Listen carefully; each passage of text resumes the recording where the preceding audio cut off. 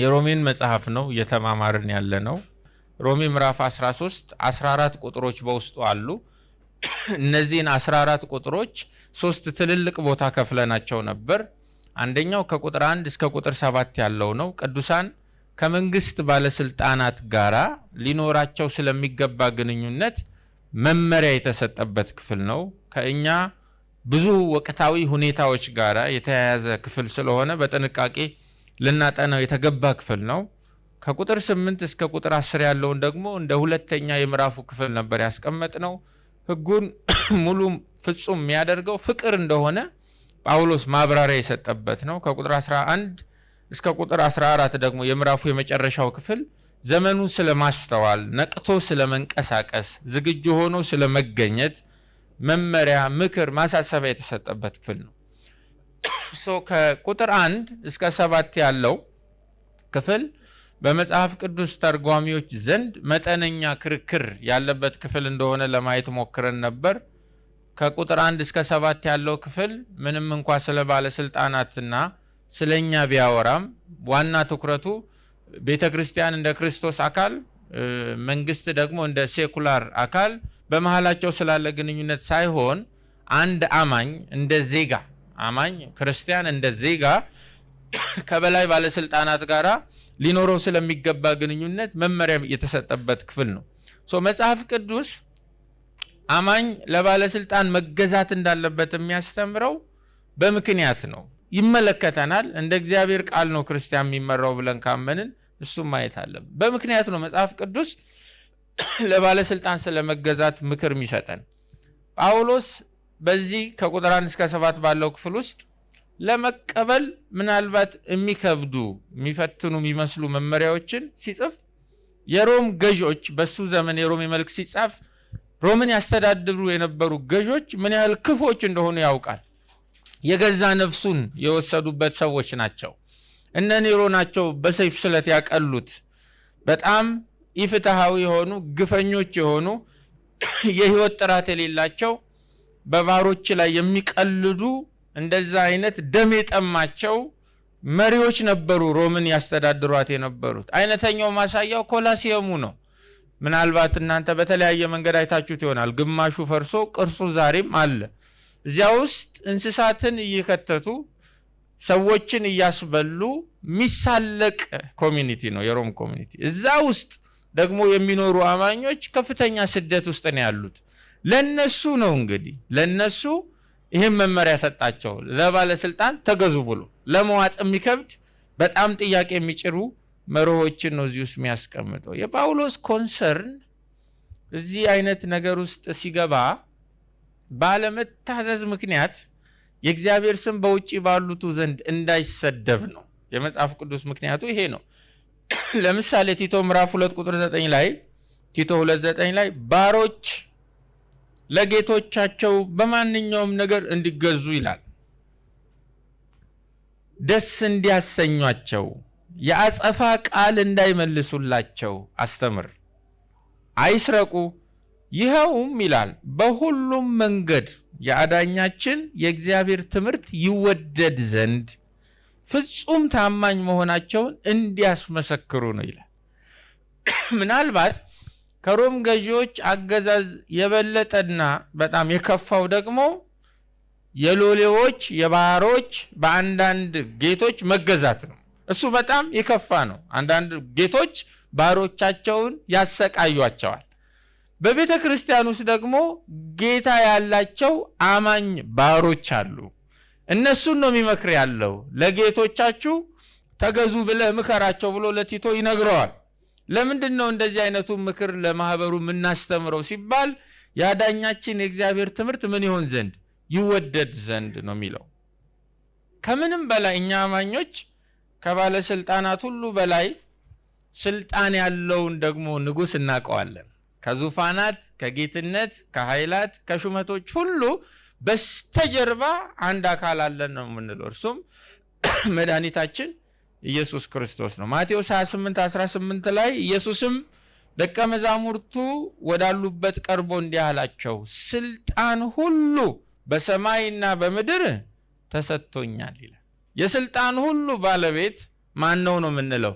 ጌታችን ኢየሱስ ክርስቶስ ነው። የሱ ስም እንዳይነቀፍ ምንም እንኳ አገራችን በሰማይ ቢሆንም ተጠሪነታችን በቀዳሚነት በዋነኛነት በልጁ ሞትና ትንሣኤ ላዳንን ለእግዚአብሔር ቢሆንም ከፀሐይ በታች ከመሬት በላይ እንደማንኛውም ዜጋ በየትኛውም ምድር ስንኖር ሌጂቲሜት ፓወር ላለው ለየትኛውም ባለስልጣን ደግሞ በመገዛት በመታዘዝ የእግዚአብሔርን ስም ከስድብ እናተርፋለን ማለት ነው።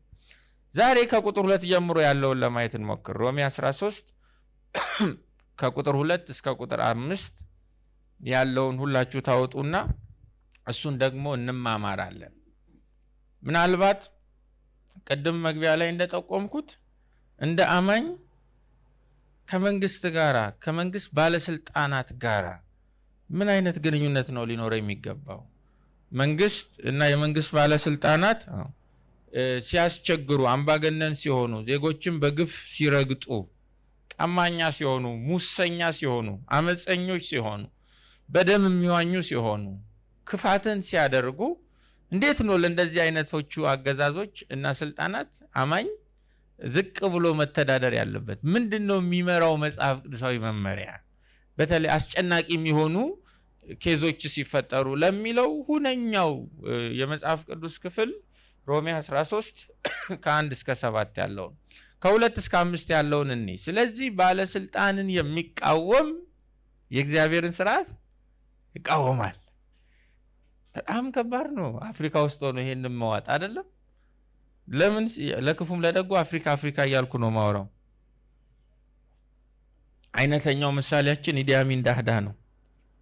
ለክፉም ለደጉ ዓለም የተስማማባቸውን በሰላም ወጥቶ ለመግባት እና ባለስልጣንን የሚቃወም ማንን ይቃወማል? የእግዚአብሔርን ስርዓት ይቃወማል። ተቃወም እስኪ ባለስልጣንን።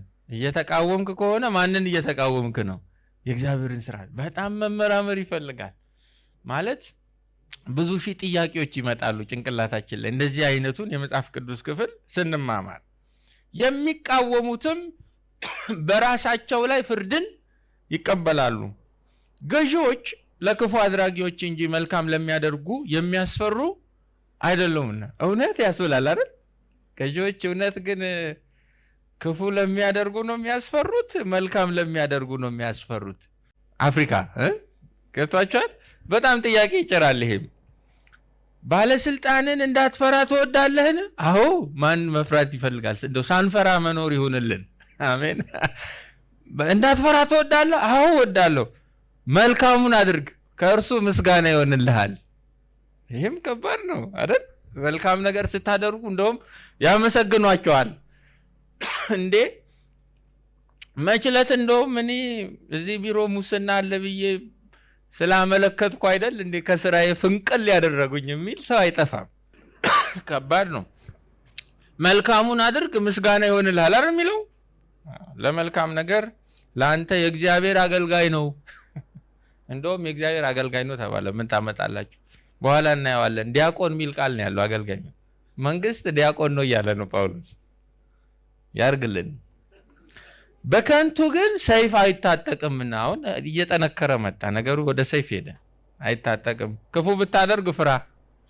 ቁጣውን ለማሳየት ክፉ አድራጊውን የሚበቀል የማገልጋይ ነው የእግዚአብሔር አገልጋይ። ስለዚህ ስለ ቁጣው ብቻ አይደለም፣ ነገር ግን ስለ ሕሊና ደግሞ መገዛት ግድ ነው ይላል። በጣም ከባድ ናቸው።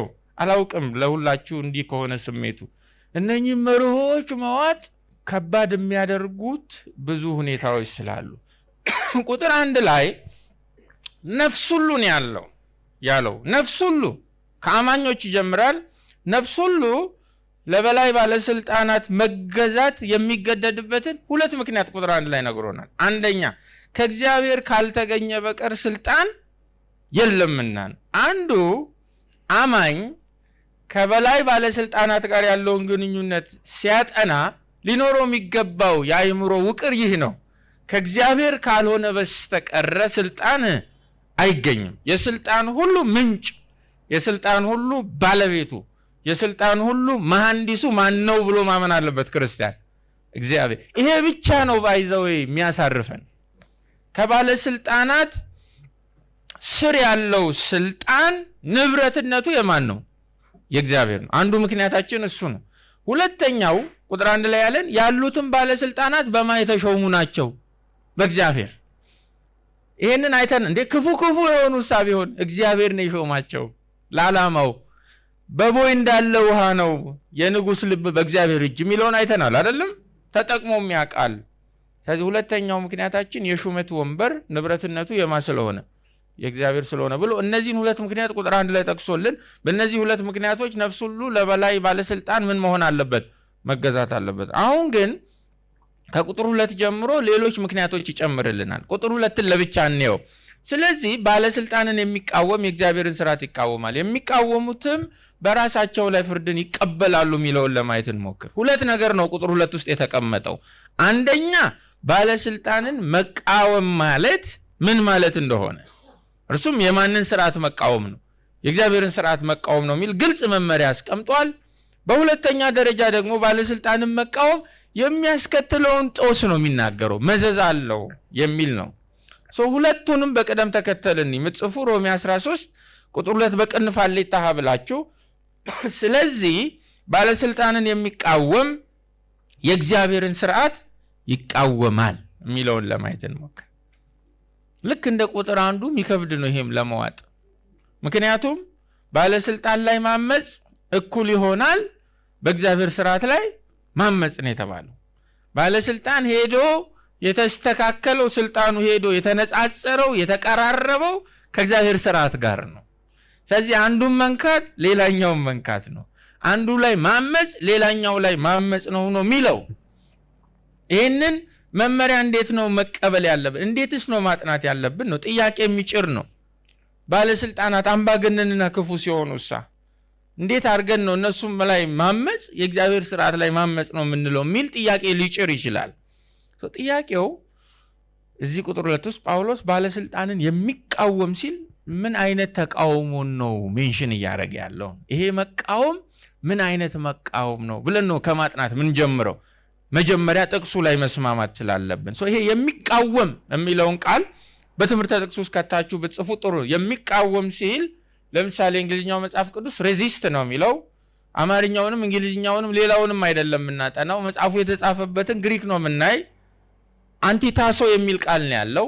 አንቲታሶ ማለት አንቲታሶ የሚለው ግስ ትርጉሙ አንደኛ ወታደራዊ ቃል ነው።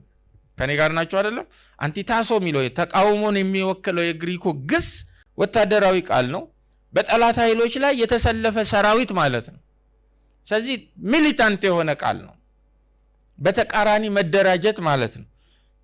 በጦርነት መደራደር፣ የተቃውሞ ውጊያ ማዘጋጀት፣ ማመጽ ማለት ነው። ስለዚህ ጳውሎስ እዚህ ቁጥር 2 ላይ ባለስልጣንን የሚቃወም ሲል በጣም ህጋዊ መሰረት ያለውን ስልጣን የተቀዳጁ የበላይ ባለስልጣናት ሹሞች፣ ገዦች ላይ በተቃራኒ ሆኖ መደራጀት፣ በጦርነት መደራደር፣ የተቃውሞ ውጊያ ማዘጋጀት፣ ማመጽ፣ ወታደራዊ በሆነ መልኩ እነሱ ላይ መነሳት ማለት ነው። እንደዚህ ያለው ተቃውሞ በክርስቶስ ኢየሱስ አምኖ ለዳነ ሰው ምን አልሆነም? አልተፈቀደለትም። ግልጽ ነው። ባለስልጣንን ነው ደግሞ የሚለው ኤክሶሲያ የሚል የግሪክ ቃል ነው ያለው ባለስልጣን የሚለው። ይሄን ላስት ዊክ ከሁለት ሳምንት በፊት አይተነው ነበር።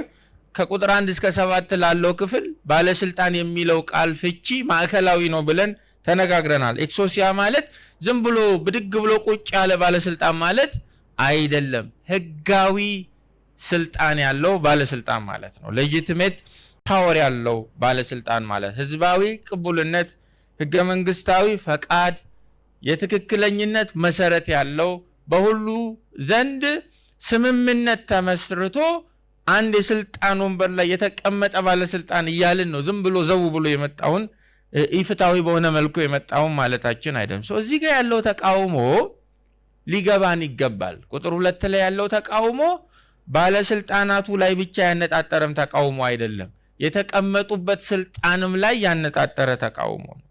ስለዚህ ባለስልጣንን የሚቃወም የእግዚአብሔርን ስርዓት ነው የሚቃወመው ሲል ጳውሎስ ስለነሱ ኢፍታዊ አሰራር፣ ስለነሱ ግፍና ተንኮል አይደለም በቁጥር 2 ላይ አጽንኦት ሰጥቶ እያስተማረ ያለው። እግዚአብሔር ለሰው ልጆች የሰጠውን የመምራትና የመመራት ስርዓት የማይቀበል አማኝ ነው እያለ ያለው። ከዚህም ያለፉ በርካታ ምክንያቶች አሉት ይሄንን መመሪያ ሲጽፍ። ለምሳሌ በአንደኛው መቶ ክፍለ ዘመን ጳውሎስ ይሄንን መመሪያ ሲጽፍ በአይሁዳውያን ወገን የነበሩ ቀናተኞች የሚባሉ ዚሎትስ የሚባሉ የፖለቲካ ቡድኖች ነበሩ። እነኚህ ጠንካራ በሆነ ብሔርተኝነትና በጸረ ሮማውያን አመለካከት የሰከሩ ሰዎች ናቸው። ዚሎቶች ምን ብለው ያምናሉ? አንደኛ ጸረ ኢምፔሪያሊስት ናቸው። የአይሁድን ሉዓላዊ ክብር ለማስጠበቅ ካላቸው ከፍተኛ ጉጉት የተነሳ በሮምና በሮም ባለስልጣናት ላይ በትጥቅ ትግል የተደገፈ ተቃውሞ ማድረግ አለብን ብለው የሚያምኑ ናቸው።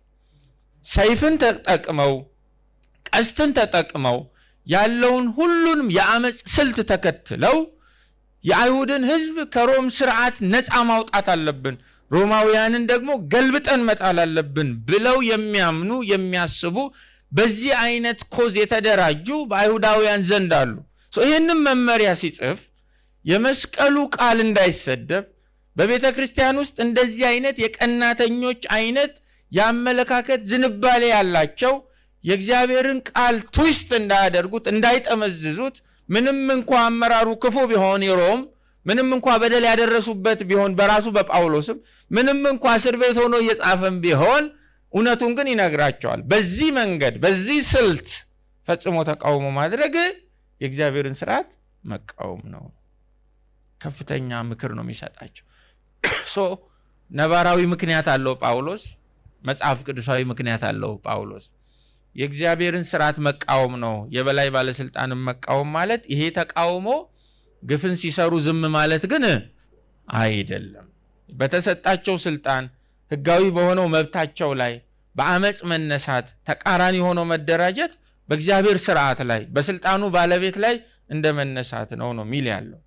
ምናልባት ዛሬም በእኛ ዘመን አማኝ ሆነው ነገር ግን ለተወለዱበት ብሔር ላደጉበት ሀገር ካላቸው ጥልቅ ፍቅርና ጥብቅና የተነሳ በበላይ ያሉትን ባለስልጣናት ወታደራዊ በሆነ መንገድ ልክ እንደነ ቀናተኞቹ እንደ ዚሎቶቹ አመጽን እንደ መሳሪያ ተጠቅሞ መቃወም የሚያምኑ ክርስቲያኖች ሊኖሩ ይችላሉ። ክርስቲያን እንደ አንደኛው መቶ ክፍለ ዘመን ቀናተኞች በብሔርተኝነት መንፈስ ሰክሮ አመጽን፣ ትግልን፣ ተቃውሞን መሳሪያ አድርጎ እንዲነሳ የሚያበረታታው ምዕራፍና ጥቅስ የለም። ግልጽ ነው አይደለም? ምንም አይነት መጽሐፍ ቅዱሳዊ ግራውንድ የለንም። ከብሔርተኝነት የጸዳ አመለካከት እንዲኖረን ነው መጽሐፍ ቅዱስ የሚያስተምረን። ከብሔራችን ከሀገራችን ከየትኛውም የፖለቲካ አቋም ከየትኛውም ቡድን ጋር ያለን ደመነፍሳዊ ቁርኝነት ከመስቀሉ ወንጌል አይበልጥም። በክርስቶስ ሞትና ትንሣኤ ካገኘነው ሁለተኛ ልደት አይበልጥም፣ አይወዳደርም፣ አይተካከልም። ስለዚህ ክርስቲያን እንደ እግር ኳስ ተጫዋች ማለያ አድርጎ ክርስትናን መጠቀም አይፈቀድለትም። ቸርች ሲመጣ የሚያደርገው ፖለቲካው ሲገባ የሚያወልቀው አይደለም። ክርስቶስ ምንም አይነት አስተሳሰብ ውስጥ ይግባ ክርስቲያን፣ ምንም አይነት ንቅናቄ ውስጥ ይግባ ክርስቲያን፣ ምንም አይነት አይዲዮሎጂ ውስጥ ይግባ፣ በቀዳሚነት ማንነቱ ክርስቲያን ነው። አሜን። ያንን የክርስቶስን መልክ ይዞ ነው የሚገባው። የሚተዳደርበት መመሪያው ደግሞ የእግዚአብሔር ቃል አስተምሮ እንጂ የነ ሶቅራጠስ፣ የነ ፕሉቶ፣ የነ አርስቶትል፣ የፕሪሶክራቲክ ፊሎሶፈሮችም የሌሎችም መመሪያ አይደለም። እንተዳደርበት ዘንድ እግዚአብሔር ኢነረንት ነው፣ ሕጸጽ አልባ ነው ብሎ የሰጠን ቃል መጽሐፍ ቅዱስ ነው። እሱ የሚለውን ነው የምናደርገው ነው። ስለዚህ አንድን ህጋዊ የሆነ ስልጣን ያለውን ሌጂቲሜት ፓወር ያለውን ባለስልጣን ህጋዊ ባልሆነ መንገድ መቃወም እግዚአብሔር ለሰው ልጆች የሰጠውን የመምራት እና የመመራት ስርዓት ምን ማድረግ ነው? መቃወም ነው። አዲሱ የእግዚአብሔር ህዝብ በክርስቶስ ዳግም የተወለደው ክርስቲያኖይ የተባለው አዲሱ የእግዚአብሔር ህዝብ ወይም በኢፍትሃዊነት ለወደቀው ለትልቁ ማህበረሰብ ኦልተርኔቲቭ ሶሳይቲ ነው፣ አማራጭ ማህበረሰብ ነው፣ የእግዚአብሔር መንግስት በመኖር የሚያንጸባርቅ ማህበረሰብ ነው የተባለው አዲሱ የእግዚአብሔር ህዝብ እንደ ዜጋ ከባለስልጣን ጋር ያለውን ግንኙነት በተመለከተ የሚተዳደርበት መመሪያ ይህ ነው። አመጽን፣ ክፋትን ሲያደርጉ ባይ እንኳ ለመቃወም ድንጋይ አላነሳም፣ ለመቃወም በአመጽ አልደራጅም፣ ከነሱ በስተጀርባ የቆመው የኔ እግዚአብሔር ስለሆነ እንዳወጣቸው ይገለብጣቸዋል ብሎ ስለሚያምን ግፍና በደልን ሲያይ ጤናማ በሆነ መልኩ ተቃውሞ ያደርሳል። ይሄ ነው መመሪያው። እግዚአብሔር ይርዳን። ያሉትም ባለስልጣኖች በእግዚአብሔር የተሾሙ ከሆኑ ስልጣን ከእግዚአብሔር ካልሆነ በስተቀር የማይገኝ ከሆነ የሹመት ወንበር ንብረትነቱ የእግዚአብሔር ከሆነ ባለስልጣንን መቃወም ቀደም ባልነው የመቃወም ትርጉም የማንን ስርዓት መቃወም ነው? የእግዚአብሔርን ስርዓት መቃወም። የተዋጠላችሁ አይመስልም። አንደኛ ሳሙኤል ምዕራፍ 24 ከቁጥር 1 ጀምሮ ያለውን እናውጣ። አንደኛ ሳሙኤል ምዕራፍ 24 በህይወት ተሞክሮ ምሳሌ የሆኑ ሰዎችን ማንሳት ስላለብን አንደኛ ሳሙኤል ምዕራፍ 24 ከቁጥር 1 ጀምሮ እንዲህም ሆነ ይላል። ሳኦልን ታውቁታላችሁ፣ የእስራኤል ንጉስ አይደለም? ፍልስጤማውያንን ከማሳደድ ከተመለሰ በኋላ እነሆ ዳዊት በአይን ጋዲ ምድረ በዳ አለ የሚል ወሬ ደረሰለት። ሳኦልም ከእስራኤል 2 የተመረጡትን 3000 ሰዎች ወሰደ። ዳዊትንና ሰዎቹንም ለመፈለግ የበረሃ ፍየሎች ወደ ነበሩባቸው አለቶች ሄደ። በመንገድም አጠገብ ወዳሉት የበጎች ማደሪያዎች መጣ። በዚያም ዋሻ ነበረ። ሳኦልም ወገቡን ይሞክር ዘንድ ከዚያ ገባ። ዳዊትና ሰዎቹም ከዋሻው በውስጠኛው ቦታ ተቀምጠው ነበር። የዳዊት ሰዎችም እነሆ ጠላትህን በእጅ አሳልፌ ይሰጠዋለሁ፣ በአይንህም ደስ የሚያሰኝህን ታደርግበታለህ ብሎ እግዚአብሔር የነገረህ ቀን እነሆ ዛሬ ነው አሉት። ዳዊትም ተነስቶ የሳኦልን መጎናጸፊያ ዘርፍ በቀስታ ቆረጠ። ከዚያም በኋላ እንዲህ ሆነ፣ የሳኦልን የልብሱን ዘርፍ ስለቆረጠ የዳዊት ልብ በሐዘን ተመታ። ሰዎቹንም እግዚአብሔር የቀባው ነውና እግዚአብሔር በቀባው በጌታዬ ላይ እንዲህ ያለውን ነገር አደርግ ዘንድ እጄንም እጥልበት ዘንድ እግዚአብሔር ከእኔ ያርቀው አላቸው።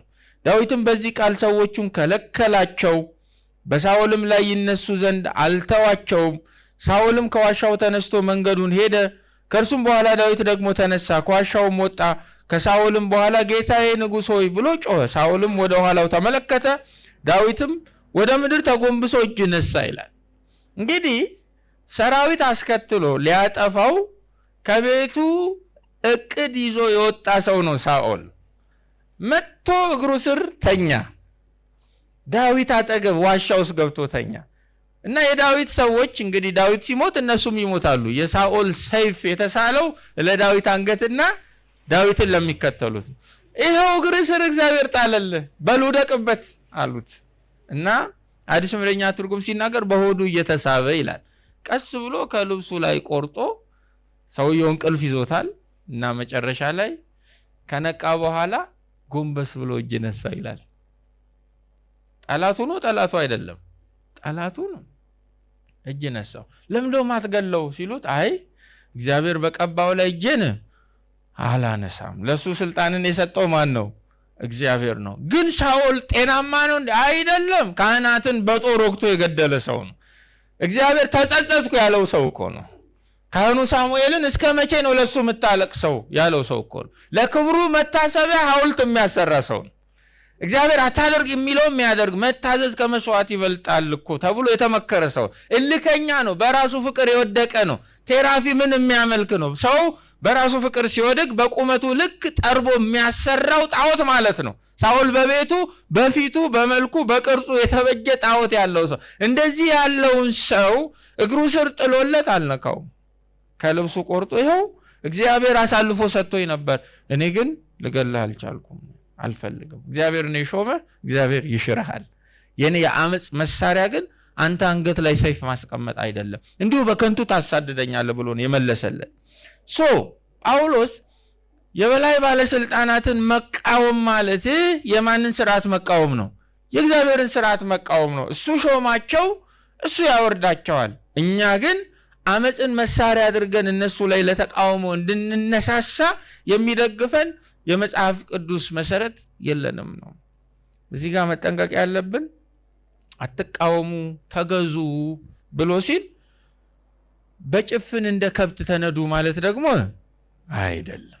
ክፋትን ስናይ በደልን ስናይ ልክ አይደለም እንላለን። ይሄ በደል ነው እንላለን። በምን መሳሪያ ነው የምንናገረው? በከበረው በእግዚአብሔር ቃል ነው የምንናገረው።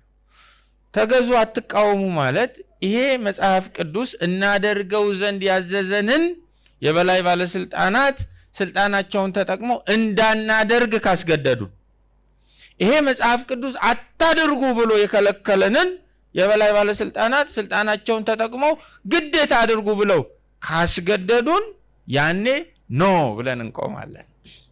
አይሆንም እንላለን። ለዚህም ደግሞ ሁነኛ ምስክሮች አሉልን። ሐዋርያት ሥራ ምዕራፍ 4 ከቁጥር 13 ጀምሮ ሐዋርያት ሥራ ምዕራፍ 4 ከቁጥር 13 ጀምሮ ጴጥሮስና ዮሐንስን እናያቸዋለን። ጴጥሮስና ዮሐንስም በግልጥ እንደተናገሩ ባዩ ጊዜ መጽሐፍን የማያውቁና ያልተማሩ ሰዎች እንደሆኑ አስተውለው አደነቁ። ከኢየሱስም ጋር እንደነበሩ አወቋቸው። ሐዋርያት ሥራ 4:13 የተፈወሰውንም ሰው ከእነርሱ ጋር ቆሞ ሲያዩ የሚመልሱትን አጡ። ከሸንጎም ወደ ውጭ ይወጡ ዘንድ አዘው በእነዚህ ሰዎች ምን እንስራ? የታወቀ ምልክት በእነርሱ እጅ እንደተደረገ በኢየሩሳሌም ለሚኖሩ ሁሉ ተገልጧልና እንሸሽገው ዘንድ አንችልም። ነገር ግን በሕዝቡ ዘንድ አብዝቶ እንዳይስፋፋ ከእንግዲህ ወዲህ ለማንም ሰው በዚህ ስም እንዳይናገሩ እየዛትን እንዘዛቸው ብለው እርስ በርሳቸው ተማከሩ። ጠርተውም በኢየሱስ ስም ፈጽመው እንዳይናገሩና እንዳያስተምሩ አዘዟቸው። ተመልከቱ። ጴጥሮስና ዮሐንስ ግን መልሰው እግዚአብሔርን ከመስማት ይልቅ እናንተን እንሰማ ዘንድ በእግዚአብሔር ፊት የሚገባ እንደሆነ ቁረጡ። እኛስ ያየነውንና የሰማነውን ከመናገር ዝም ማለት አንችልም።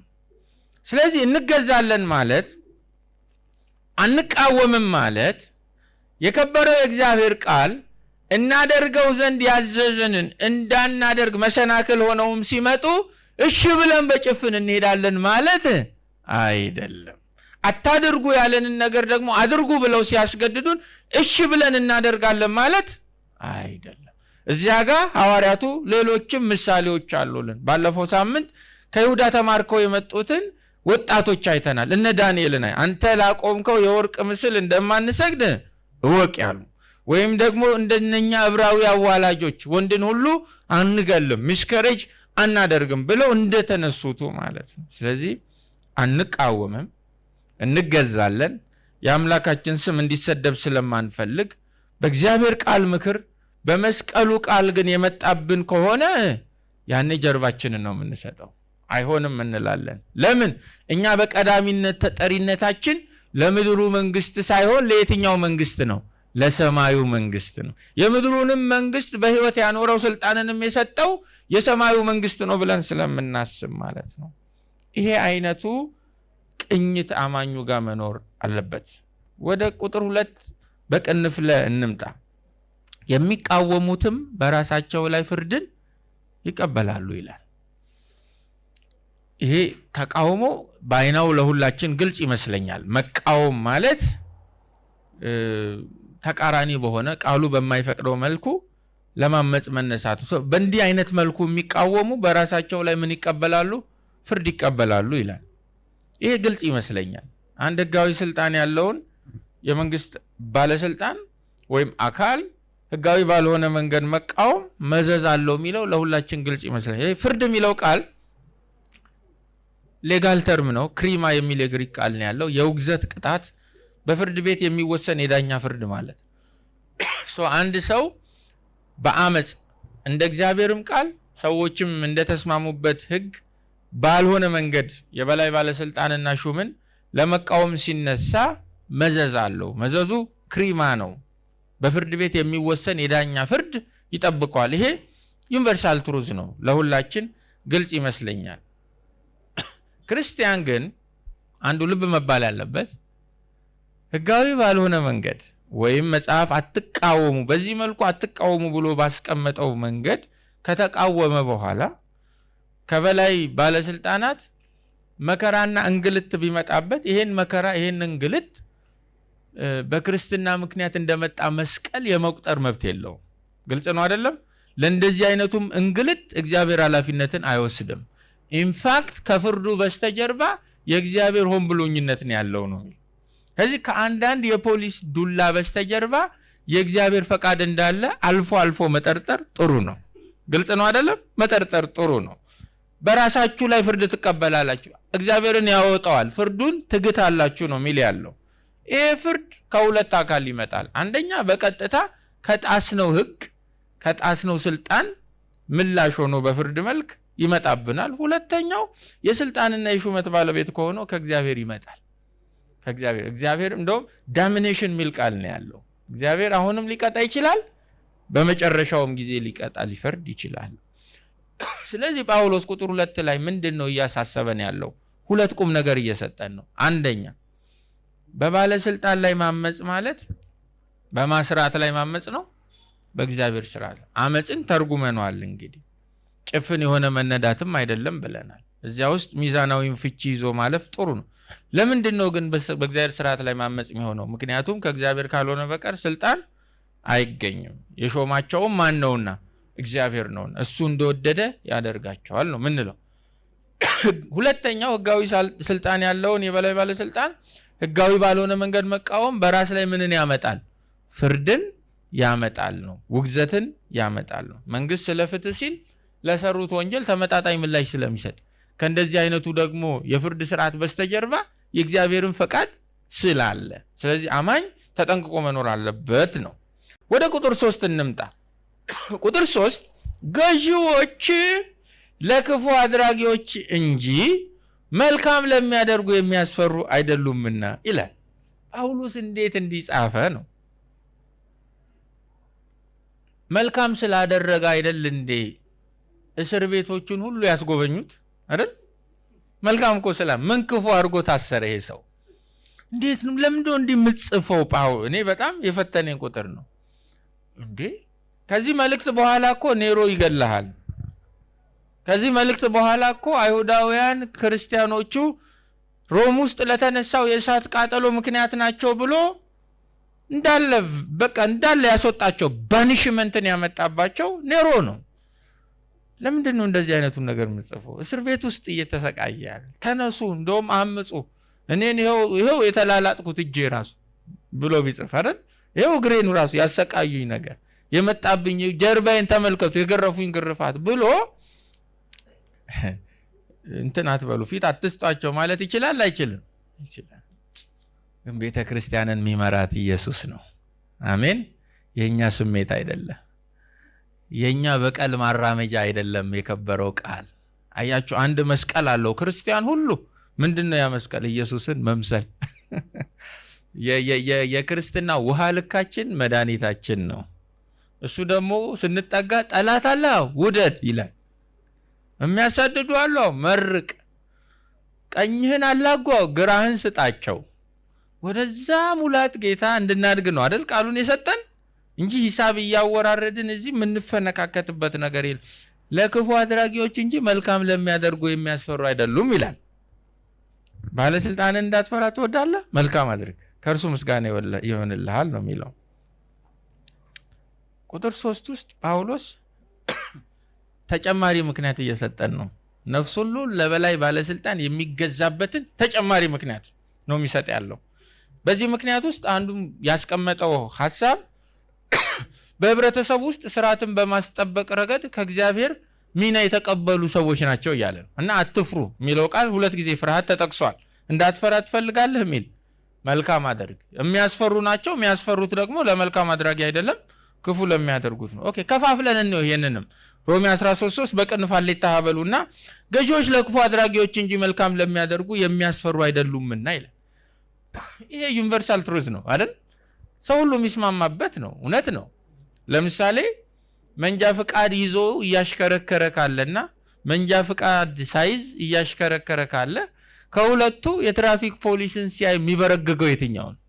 መንጃ ፍቃድ ያልያዘው ነው አይደለም? አዎ። ለምሳሌ ያው በየኬላው ፍተሻ በስቷል ኢትዮጵያ ውስጥ በየ2 ደቂቃ ፍተሻ አለ እና ኬላ አካባቢ ፍተሻ ሲኖር ሰላማዊው ዜጋ ነው ፍተሻው የሚፈራው ወይስ አደንዛዥ ዕፅ የያዘ ያልተፈቀደ የኮንትሮባንድ ዕቃ የያዘው ነው ኬላ ጋር ፍርሃት የሚውጣው? ግልጽ ነው አይደለም? እውነት ነው። ስልጣን ላይ ያሉ ህግ የሚያስከብሩ የተባሉ ሌጂቲሜት ፓወር ያላቸው ገዢዎች ለክፉ አድራጊዎች እንጂ መልካም ለሚያደርጉ የሚያስፈሩ አይደሉምና የሚለው እውነት ነው። አንዳንድ ሀገር አየር ማረፊያዎቻቸው ውስጥ ከፍተኛ ፍተሻ አለ። ሰላማዊ ከሆናችሁ፣ ሻንጣችሁ ሰላማዊ ከሆነ፣ ኪሳችሁ ጤናማ ከሆነ ያንን ፍተሻ እየፈራችሁ አታቋርጡም። ችግር ካለ ግን ያልተፈቀደ ነገር ይዛችሁ እንደሆነ ግን ትጨነቁ ይሆናል፣ ያልባችሁ ይሆናል። የገዢ በትር የሚያስፈራው ለሌባ ነው እንጂ ለሰላማዊ ዜጋ አይደለም። ይሄ መርህ ነው፣ በሁላችንም ዘንድ እውቅና ያለው ሁሉ የሚቀበለው እውነታ ነው። እንግዲህ አንዱ ለሕግና ለበላይ ባለስልጣናት ነፍስ ሁሉ እንዲገዛ የሚገደድበት ምክንያት ይሄ ነው። አስፈሪነታቸው ለክፉ አድራጊዎች እንጂ መልካም ለሚያደርጉ ስላልሆነ ሰው ሁሉ ቢገዛ ትክክል ነው ብሎ ነው ጳውሎስ ምክንያቶቹን እያጠናከረልን ያለው። የገዢዎች መኖር፣ የበላይ ባለስልጣናት መኖር፣ ህጋዊ መብትና እውቅና የተሰጣቸው መሪዎች መኖር በማህበረሰብ ውስጥ ሰላምና መረጋጋትን ያመጣል። ይህም ዩኒቨርሳል ትሩዝ ነው፣ መጽሐፍ ቅዱስ የሚደግፈው ነው። አለመኖራቸው ነው ህዝብን የሚያጠፋው። ለምሳሌ መሳፍንት ምዕራፍ 21 ቁጥር 25 ላይ በዚያም ዘመን በእስራኤል ዘንድ ንጉሥ አልነበረም፣ ሰው ሁሉ በፊቱ መልካም መስሎ የታየውን ያደርግ ነበር ይላል። ማን ያልነበረው? ንጉሥ ነው ያልነበረው። የበላይ ባለስልጣን አልነበረም። ህጋዊ መብት ያለው ተቆጣጣሪ ገዥ አልነበረም። ከዚህ የተነሳ ሰው ሁሉ በፊቱ መልካም መስሎ የታየውን ያደርግ ነበር። ስለዚህ የመሪዎች አለመኖር፣ የገዢዎች አለመኖር፣ የበላይ ባለስልጣናት አለመኖር ህዝብን መረን ያወጣዋል። ያሻውን የወደደውን በፊቱ መልካም መስሎ የታየውን ያለ አንዳች መከልከል ወጥቶ እንዲተገብር ያደርገዋል ነው። መክብብ ምዕራፍ 8 ቁጥር 11 ላይ በወንጀል ላይ በአፋጣኝ ፍርድ ካልተሰጠ የሰዎች ልብ ክፉን በማድረግ እቅድ ይሞላል ተብሎ ተጽፏል። በሚሰራ ወንጀል ላይ በአፋጣኝ ፍርድ ካልተሰጠ፣ ብያኔ ካልተሰጠ የሰዎች ልብ ክፉን በማድረግ እቅድ ይሞላል ይላል። ስለዚህ የገዢዎች አስፈሪነት ክፉ ለሚያደርጉ እንጂ የገዢዎች አስፈሪነት መልካምን ለሚያደርጉ አይደለም። ቁጥር 3 ላይ ሁለት ዜጎች አሉ ነው ባጭሩ ጳውሎስ ሚለን። ክፉ የሚያደርጉ አሉ፣ ሰላማዊ የሆነ መልካም ነገር የሚያደርጉ አሉ። የገዢዎች ከላይ መኖር ትክክል ነው፣ አስፈላጊ ነው። የእኛም ለነሱ መገዛት መጽሐፍ ቅዱሳዊ ነው። ለምን? ከብዙ ምክንያቶች ውስጥ አንዱ አስፈሪነታቸው ክፉን ለሚያደርጉ ስለሆነ ነው። ቁጥር 13 ምዕራፍ 13 ቁጥር 3 በቅንፍ ለብላችሁ ደግሞ ባለስልጣንን እንዳትፈራ ትወዳለህን ይላል። አሁን አስፈሪነታቸው ክፉ ለሚያደርጉ ስለሆነ ሰላማዊ ዜጋ ከሆንክ ምንም መፍራት የለብህም። እንዳትፈራ ትወዳለህ? አዎ መልካሙን አድርግ፣ ከእነርሱ ምስጋና ይሆንልሃል ይላል።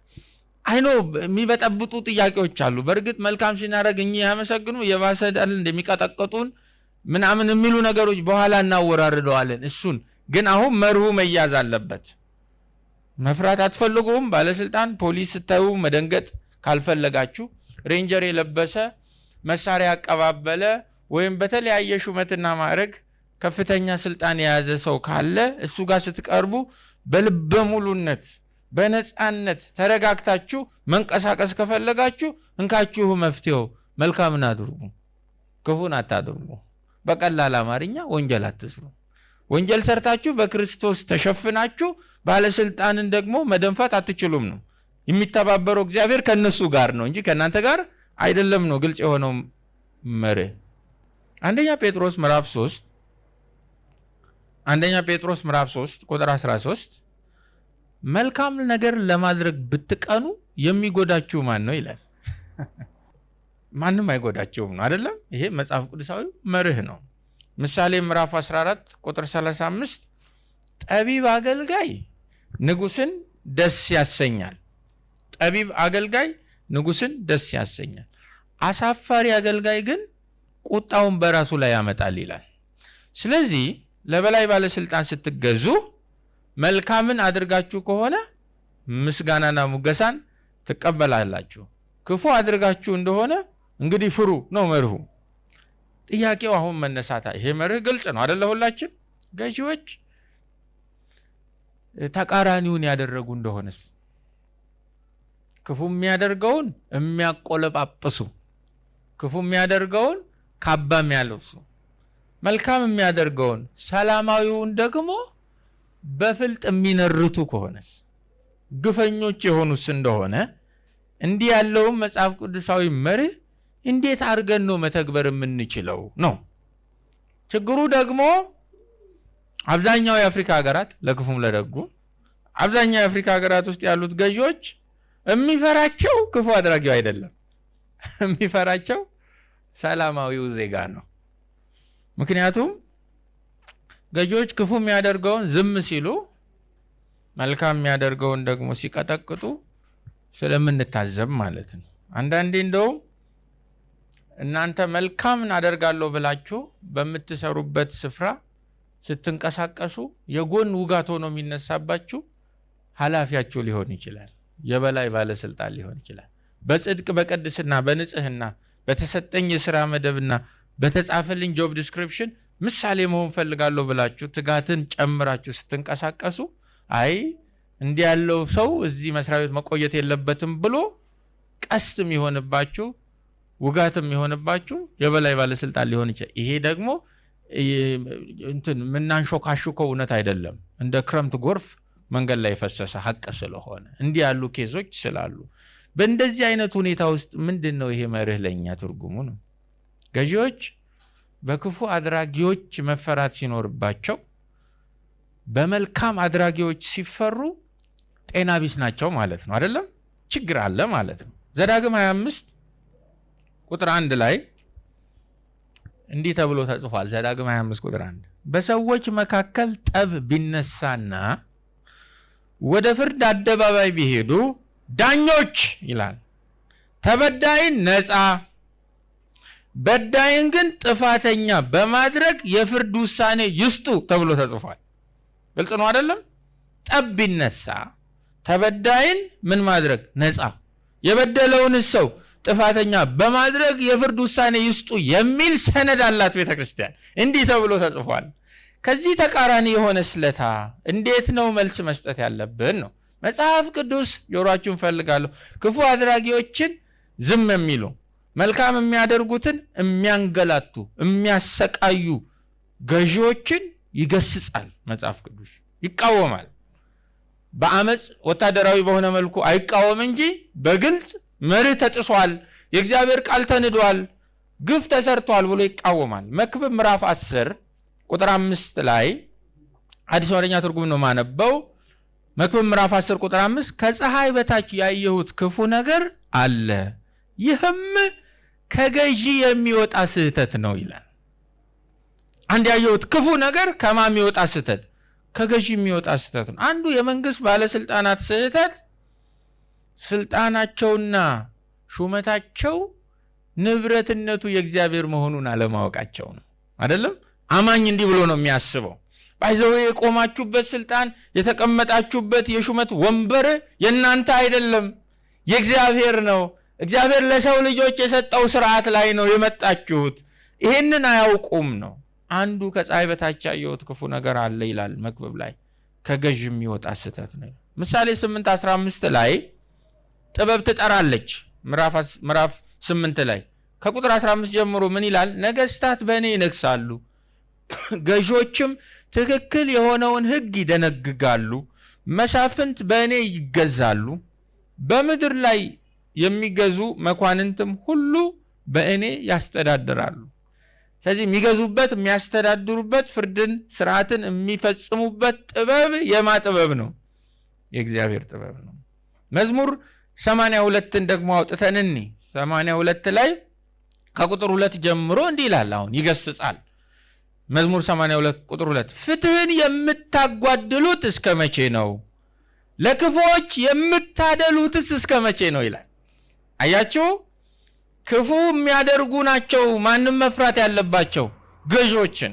መልካም የሚያደርጉ ፈጽሞ መፍራት የለባቸው። ተቃራኒ ያደረጉ እንደሆነ ምንድነው መልሳችን? መጽሐፍ ቅዱስ ተቃራኒ የሚያደርጉትን በግልጽ ይቃወማል። ለክፉዎች የምታደሉትስ እስከመቼ ነው? ለአቅመ ቢሶችና ለድሃ አደጎች ፍረዱላቸው። የችግረኛውንና የምስኪኑን መብት አስከብሩ። ወገን የሌለውንና ችግረኛውን ታደጉ፣ ከግፈኛውም እጅ አስጥሏቸው ተብሎ ተጽፏል። መጽሐፍ ቅዱስ እንዲህ እውነትን ስለሚናገር ማለት ነው። ሲጥሱ፣ ክፉ ያደረገውን ሲያመኳሹ፣ መልካም ያደረገውን ሲበድሉ፣ እንዲህ ያሉ የመጽሐፍ ቅዱስ ክፍሎችን እያነሳች ቤተክርስቲያን በደል ተፈጽሟል፣ ይህን አትፈጽም፣ ይህን አታድርግ ብላ የትኛውንም የበላይ ባለስልጣን ትሞግት ዘንድ ቃሉ ይፈቅድላታል። ለምሳሌ በኤርምያስ ምዕራፍ 22 ላይ ከቁጥር 11 ጀምሮ እግዚአብሔር በነቢዩ በኤርምያስ በኩል የኢዮስያስን ልጅ የንጉሥ ሰሎምን ቅጥ ያጣ ግፍን እና ኢፍታዊ አስተዳደር ይተቻል። እግዚአብሔር በዚህ ክፍል ላይ ይተቻል። ልክ አይደለህም ይለዋል ንጉሥ ሰሎምን። ኤርምያስ 22 ከ11 ጀምሮ በአባቱ ምትክ በይሁዳ ላይ ስለነገሰው ከዚህ ስፍራ በምርኮ ስለተወሰደው ስለ ኢዮስያስ ልጅ ስለ ሰሎም እግዚአብሔር እንዲህ ይላልና ቤተ መንግስቱን በግፍ ለሚሰራ ሰገነቱንም ፍትህ በማዛባት ለሚገነባ ወገኑን በነፃ ለሚያሰራ የድካሙንም ዋጋ ለማይከፍለው ባለ ትልልቅ ሰገነት ሰፊ ቤተ መንግስት ለራሴ ይሰራለሁ ለሚል ወዮለት። ሰፋፊ መስኮቶችን ያበጅለታል፣ በዝግባ እንጨት ያስጌጠዋል፣ ቀይ ቀለምም ይቀባዋል። በዝግባ እንጨት ብዛት የነገስ ይመስልሃልን ይለዋል እግዚአብሔር። አባትህስ ይላል ኢዮስያስን ነው ፍትህንና ጽድቅን በማድረጉ የሚበላውና የሚጠጣው ጎድሎት ነበርን ይላል። ፍትህ በማድረጉ ምን ከሰረ ኢዮስያስ? እውነትን በመከተሉ ምን አጣ ብሎ ይሞግል። እነሆ ሁሉም መልካም ሆነለት፣ የድሆችንና የችግረኞችን ፍትህ አላጓደለም፣ ስለዚህም ሁሉ መልካም ሆነለት። እኔን ማወቅ ማለት ይህ አይደለምን ይላል እግዚአብሔር ይላል። እንዲህ እኮ ነው እኔን ማወቅ ማለት ለድሃው መድረስ፣ ፍትህ አለማዛባት፣ ለሰው ለድካሙ ዋጋ መስጠት፣ እንዲህ ማድረግ አይደለምን ብሎ ይሞግተዋል። የአንተ ዓይንና ልብ ያረፉት ግን አጭበርብሮ ጥቅምን በማግኘት የንጹሐንን ደም በማፍሰስ መጽሐፍ ቅዱስ ነው ማነበው ጭቆናንና ግፍን በመስራት ላይ ብቻ ነው። ስለዚህ እግዚአብሔር ስለ ይሁዳ ንጉሥ ስለ ኢዮስያስ ልጅ ስለ ኢዮአቄም እንዲህ ይላል፣ ዋይ ወንድሜ ዋይ እህቴን ብለው አያለቅሱለትም፣ ዋይ ጌታዬን ዋይ ለግርማዊነቱ ብለውም አያለቅሱለትም። አህያ እንደሚቀበር ይቀበራል ብሎ ይጨርስ። ይወጣቸዋል ከኢየሩሳሌም በሮች ውጪ ተጎትቶ ይጣላል ይላል። እና መጽሐፍ ቅዱስ እንደ ሮሜ 13 አይነቱን መርስ ይሰጠን። ክፉ የሚያደርጉ ናቸው ሊፈሯቸው የሚገባው፣ መልካም የሚያደርጉማ ደስ ይበላቸው ሊፈራቸው አይገባም። እንደውም ሙገሳና ምስጋና ነው በምትኩ መጠባበቅ ያለበት መልካም የሚያደርገውን ብሎ ይልና ተቃራኒ የሆኑ ለታ ግን እንደዚህ ጠንከር ባሉ ቆንጣጭ በሆኑ ሞጋሽ በሆኑ ቃላት ነቢያቱን እየላከ በራሱ መንገድ ይናገራቸዋል። አልሰማህም ሲሉት አንቀበልህም ሲሉት ደግሞ እንዳወጣቸው ምን ያደርጋቸዋል? ያወርዳቸዋል። የስልጣን ሁሉ ባለቤት ማ ስለሆነ? እግዚአብሔር ስለሆነ። ባለስልጣናት ክፉ ወይም መልካም ሊሆኑ ይችላሉ። እንደ ክርስቲያን የምንገዛላቸው የማንን ስም ላለማሰደብ ነው? የእግዚአብሔርን ስም ላለ የምንገዛው ግን on the expense of truth አይደለም። እውነትን ገፍትረን የእግዚአብሔርን ቃል ምክር ሸፍነን የመስቀሉን መልእክት አደብዝዘን አይደለም እንገዛው፣ ምሳሌ ለመሆን እንገዛለን። ለዚህ ነው አንደኛ ጴጥሮስ ምዕራፍ 2 ላይ እንዲህ ተብሎ ተጽፏል። ቁጥር 12 ላይ አንደኛ ጴጥሮስ 2:12 ምንም እንኳ ክፉ እንደምትሰሩ አድርገው ቢያሟችሁም ለፍርድ በሚመጣበት ጊዜ መልካሙን ስራችሁን አይተው እግዚአብሔርን እንዲያከብሩ በአሕዛብ መካከል በመልካም ሕይወት ኖሩ ይላል። ስለ ጌታ ብላችሁ ለሰው ሥርዓት ሁሉ ተገዙ፣ ለንጉሥም ቢሆን ከሁሉ በላይ ነውና፣ ለመኳንንትም ቢሆን ክፉ የሚያደርጉትን ለመቅጣት በጎ የሚያደርጉትን ለማመስገን ከእርሱ ተልከዋልና ተገዙ ይላል። ከዚህ የላካቸው ማን ነው ብለን ነው የምናስበው? እግዚአብሔር ነው። በጎ እያደረጋችሁ የማያውቁትን ሞኞች ዝም ታሰኙ ዘንድ እንዲህ የእግዚአብሔር ፍቃድ ነውና ይላል። ስለዚህ እናንተን አትገዙም፣ አመፀኞች ናቸው፣ ያምጻሉ፣ ሬዚስት ያደርጋሉ፣ ተጠሪነታችን ለሰማዩ መንግስት ነው፣ ለምድሩ መንግስት ደንታ የለንም ብለው እንደዚህ የሆኑ ሐሜቶች ስለሚያሟቸው፣ ስማቸውን ስለሚያጠፉ፣ ሁልጊዜ ክርስቲያኖችን በገዦችና በሹማምንት ፊት እየገተሩ እንዲህ አሕዛብ ስለሚከሷቸው፣ አመፀኞች ናቸው ስለሚሏቸው፣ መድኃኒታችንንም እንዲሁ በጲላጦስ ፊት ስለከሰሱት፣ የአይሁድ ንጉሥ ነኝ ትላለ፣ ሕዝብን ያሳምጻል፣ ግብር አይከፈል ይላል፣ እንዲና እንደዛ ያሉትን በደሎችን ያደርጋል ብለው ስለሚያሙ፣ መጽሐፍ ቅዱስ ግን በወጥነት ይህም ምክር ይመክራል። ተገዙላቸው። ለምን? ዝም እንድታሰኟቸው፣ እንደሚሉት እንዳልሆናችሁ ያውቁ ዘንድ በመልካም ኑሯችሁ ሞግቷቸው ነው የሚለው። እግዚአብሔር ይርዳን። እንግዲህ ከቁጥር 1 ጀምሮ ነፍስ ሁሉ በተለይ አማኙ ለባለስልጣን መገዛት እንዳለበት ጳውሎስ በምክንያት ነው እያስረዳ የመጣው። እነኚህን ምክንያቶች ለቅሞ መሰብሰብ አስፈላጊ ነው። አንደኛው ስልጣንና ሹመት የማ ስለሆነ የእግዚአብሔር ስለሆነ ምን እናደርጋለን? እንገዛለን። ሁለተኛው ባለስልጣንን መቃወም በትምህርተ ጥቅስ ውስጥ የማንን ስርዓት መቃወም ስለሆነ የእግዚአብሔርን ስርዓት መቃወም ስለሆነ ምን እናደርጋለን? እንገዛለን። ሶስተኛው ባለስልጣንን መቃወም ከሕግም ከእግዚአብሔርም ዘንድ ምንን ስለሚያስከትል? ፍርድን ስለሚያስከትል ምን እናደርጋለን? እንገዛለን። ሶ ሪዝነብሊ አስተምህሮ ሰርቶ ምክንያታዊ በሆነ ሰማያዊ በሆነ መንገድ በመገዛት ምሳሌ መሆን የሚችለው የህብረተሰቡ ክፍል አዲሱ የእግዚአብሔር ሕዝብ ነው። ክብር ለጌታ ይሁን። በምንም ሊታማ የማይችልን ማህበር እግዚአብሔር በመስቀሉ ሥራ ምድር ላይ ተክሏል። ስሟም ቤተ ክርስቲያን ነው። እንዲህ ነው ቤተ ክርስቲያን መኖር ያለባት። ወደ ቁጥር 4 እንምጣ። ቁጥር 4 ላይ ደግሞ ከነኚህ ከላይ ካስቀመጥናቸው 3 ምክንያቶች በተጨማሪ ሌላ ምክንያት ይጨምርልናል። ለመልካም ነገር ለአንተ የእግዚአብሔር አገልጋይ ነው ይላል። አንዱ ምክንያት ያ ነው። ሁለተኛው ቁጣውን ለማሳየት ክፉ አድራጊውን የሚበቀል የእግዚአብሔር አገልጋይ ነው። በእነዚህ በሁለት ምክንያቶች ነፍስ ሁሉ ለማመገዛት አለበት፣ ለበላይ ባለስልጣን መገዛት። ኦኬ፣ ለመልካም ነገር ለአንተ የእግዚአብሔር አገልጋይ ነውና የሚለውን እኔ ምን ማለት ነው? ባለስልጣኖችን እንደ እግዚአብሔር አገልጋይ አድርጎ የሚመለከተው አዲሱ የእግዚአብሔር ሕዝብ ነው። እኛ በክርስቶስ የዳንን ክርስቲያኖች ባለስልጣናትን እንደ እግዚአብሔር አገልጋዮች አድርገን ነው የምንቆጥረው፣ የምንረዳውም። መልካምን ለማድረግ ለእኛ የማገልጋዮች ናቸው፣ የእግዚአብሔር አገልጋዮች ናቸው ብለን ነው የምንረዳው ነው። ይህ አገልጋይ የሚለው ቃል ዲያከናስ የሚል የግሪክ ቃል ነው። ዲያቆን እንደማለት ነው። ኦልሞስት ሰራተኛ ማለት ነው። መልካም የሚያደርግ ታታሪ ማለት ነው። አስተናጋጅ ማለት ነው። ስለዚህ ከእግዚአብሔር ካልሆነ በቀር ስልጣን የማይገኝ ከሆነ ባለስልጣናት የማዳቆናት ናቸው፣ የእግዚአብሔር ዲያቆናት ናቸው ማለት የእግዚአብሔር ሰራተኞች ናቸው።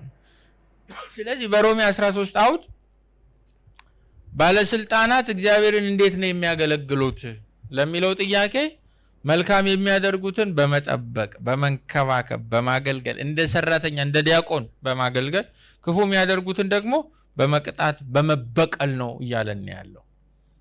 ለምንድን ነው የምንገዛላቸው? ምክንያቱም መልካምን ለማድረግ ለእኛ የእግዚአብሔር ዲያቆናት ስለሆኑ ነው እያለን ያለው። እንዲህ ብለው ነው አእምሯችን መረዳት ያለበት ነው እያለን ያለው ጳውሎስ። ኦኬ፣ ስለዚህ ቤተ ክርስቲያን አማኝ ለሆኑም ላልሆኑም ባለስልጣኖች እንዲህ ብላ ትላለች፣ ሕዝቡን ታገለግሉ ዘንድ እግዚአብሔር ስልጣን የሰጣችሁ የሾማችሁ የእግዚአብሔር ምኖች ናችሁ፣ አገልጋዮች ናችሁ ብላ ነው የምትመክር የምትሞግተው። ይሄ የቤተ ክርስቲያን ምክር በሮሜ 13:4 መሰረት የወጣው ምክር ተቀባይነት በእነሱ በባለስልጣናት ዘንድ ተቀባይነት እንዲያገኝ አገልጋዮች በቤተ ክርስቲያን ያሉ አገልጋዮች እንደ ዲያቆን ማገልገል አለባቸው። መጀመሪያ አያችሁ፣ ቀማኛው እኛ ሆነን፣ ሙሰኛው እኛ ሆነን፣ ኢፍትሃዊው እኛ ሆነን፣ በደል ምንሰራው እኛ ሆነን ደግሞ የበላይ ባለስልጣናትን እንደ እግዚአብሔር አገልጋይ አገልግሉ ብሎ መሞገት የሚያስችል የህይወት ሙላት አይኖረን። ስለዚህ መርሁ በውጪ ባለው በሴኩላሩ ዓለም ገብቶ ይገዛና ያስተዳድር ዘንድ በእግዚአብሔር ህዝብ ውስጥ መጀመሪያ በህይወት ምሳሌነት መታገዝ አለበት። ያ ባልሆነበት የከበሮ ጩኸት ነው የሚሆነው።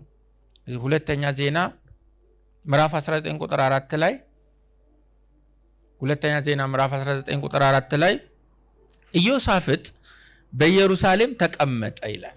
ከቤርሳቤ እስከ ኮረብታማው ሀገር እስከ ኤፍሬም ድረስ እንደገና በመውጣት ወደ ህዝቡ መካከል ገብቶ ወደ አባቶቻቸው አምላክ ወደ እግዚአብሔር መለሳቸው። በምድሪቱም ላይ በተመሸጉት የይሁዳ ከተሞች ሁሉ ስሙ ዳኞችን ሾመ። እንዲህም አላቸው፣ እናንተ የምትፈርዱት ለሰው ሳይሆን ፍርድ በምትሰጡበት ጊዜ ሁሉ ከእናንተ ጋር ለሆነው ለእግዚአብሔር ስለሆነ በምትሰጡት ውሳኔ ሁሉ ብርቱ ጥንቃቄ አድርጉ። አሁንም እግዚአብሔርን መፍራት በእናንተ ላይ ይሁን። በአምላካችን በእግዚአብሔር ዘንድ ፍርድ ማጣመም፣ አድሎ ማድረግና መማለጃ መቀበል ስለሌለ ተጠንቅቃችሁ ፍረዱ ይላል። ስታገለግሉ እንግዲህ ለነገስታት፣ ለዳኞች፣ ለሹሞች የተሰጠ የንጉስ ምክር ነው። መማለጃ አትቀበሉ፣ ፍርድ አታጣምሙ፣ በደልን አትስሩ።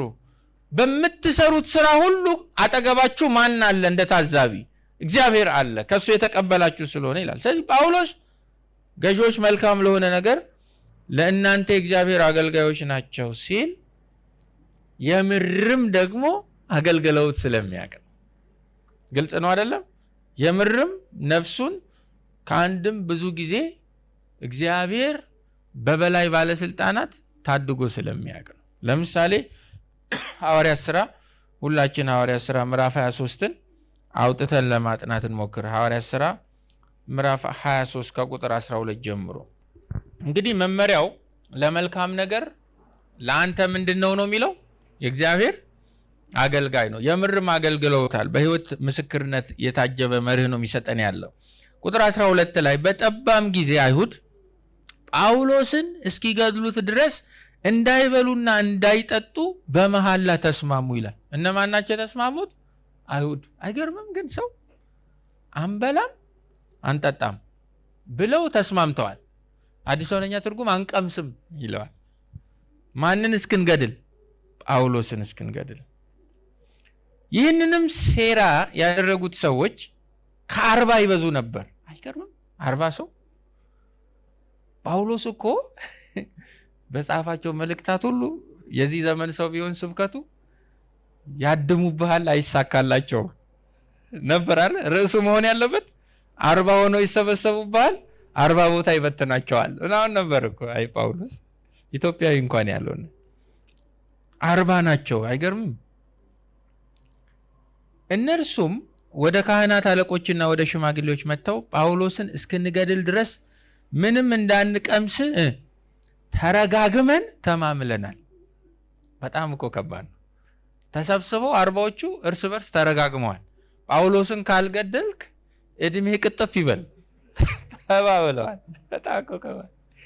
አስቡት እንግዲህ በጣም መንግስት ያስፈልጋል። አሜን። እንዴ ከዚህ ውስጥ አሁን እንዴት ነው ምንድነው 40 ሰው ተረጋግሞ ማለት ነው አልበላም ብሎ።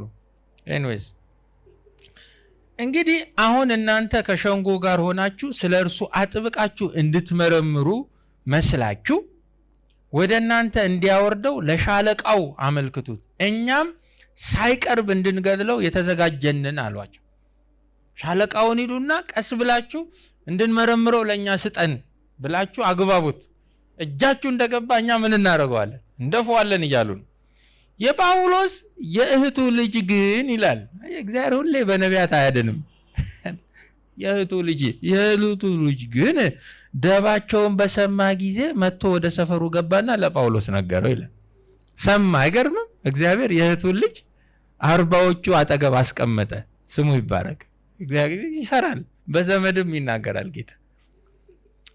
ጳውሎስም ከመቶ አለቆች አንዱን ጠርቶ ይህም ብላቴና ወደ ሻለቃው ውሰድ፣ የሚያወራለት ነገር አለውና አለው።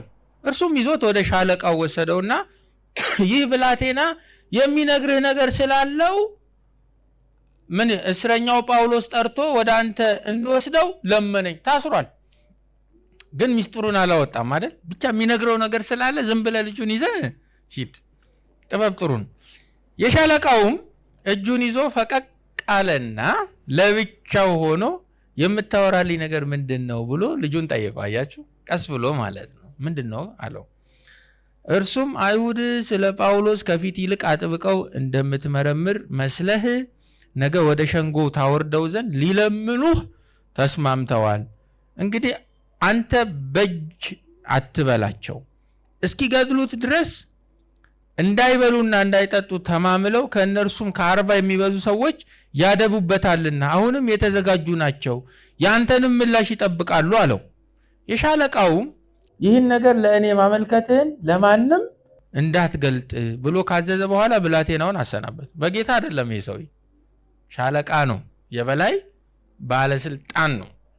ከመቶ አለቆችም 2 ጠርቶ ወደ ቂሳሪያ የሄዱ ዘንድ 200 ወታደሮችና 70 ፈረሶችን 200ም ባለ ጦር መሳሪያዎችን ከሌሊት በ3ኛው ሰዓት አዘጋጁ አላቸው። አሁን እዚህም ላይ ስብከት ማዘጋጀት አይፈቀድም። ግልጽ ነው። 40 ሆኖ ይሰበሰባሉ፣ 200 ሰራዊት ያዘጋጅልሃል። አሜን በልም አይባልም። ታሪክ ስለሆነ ፕሪንሲፕሉ ነው አይደል ይዘን የምንወጣው። በሰው ታሪክ ውስጥ ሄዶ ስፍት ማለት ስለሚበዛኛ ኤኒዌይስ ከመቶ አለቆችም 2 ጠርቶ ነው የሚለው። እንግዲህ ይሄን ሁሉ አዘጋጅልኛል። ጳውሎስንም ወደ አገረ ገዡ ወደ ፊሊክስ በደህና እንዲያደርሱት የሚያስቀምጡበትንም ከብት ያዘጋጁ ዘንድ አዘዛቸው። ደብዳቤም ጻፈ እንዲህ የሚል ከቀላውዲዮስ ሉኪዮስ ወደ ክቡር አገረ ገዡ ወደ ፊሊክስ ሰላም ላንተ ይሁን። ይህን ሰው አይሁድ ይዘው ሊገድሉት ባሰቡ ጊዜ ከጭፍሮቹ ጋር ደርሼ አዳንኩት።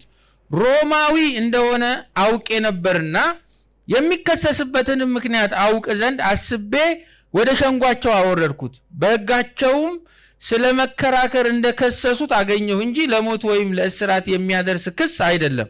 በዚህም ሰው አይሁድ ሴራ እንዲያደርጉበት ባመለከቱኝ ጊዜ ያን ጊዜውኑ ወደ አንተ ሰደድኩት። ከሳሾቹንም ደግሞ በፊትህ ይከሱት ዘንድ አዘዝኳቸው። ደህና ሁን ይላል። ስለዚህ እግዚአብሔር በማን ነው ጳውሎስን የታደገው? በሻለቃ አይደለም? አዎ። ስለዚህ ለመልካም ነገር ለአንተ የማገልጋይ ነው፣ የእግዚአብሔር አገልጋይ ነው። ይሄ መርህ እንደወረደ ተቀብለን በህይወትም የታገዘ ስለሆነ እንደወረደ ሐዋርያዊ ትእዛዝ ስለሆነ እንደወረደ ወስደን የምንገዛበት ምክንያት አድርገን እንይዘዋለን። ስለዚህ አገልጋዮቻችን ናቸው። እንዲህ ነው አማኝ የሚረዳው። እነሱም እንዲህ ነው አማኙን መረዳት ያለባቸው።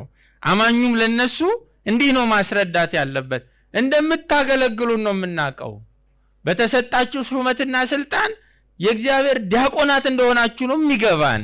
ከዚህ ውጭ የሆናችሁ እንደሆነ ከዚህ ስትወጡ ቃሉ የሚላችሁን ደግሞ እንላቸዋለን የሚል አረዳር ነው ያለን ነው። ቁጥር 4 በቅንፍ በከንቱ ሰይፍ አይታጠቅምና ክፉ ብታደርግ ፍራ ይላል።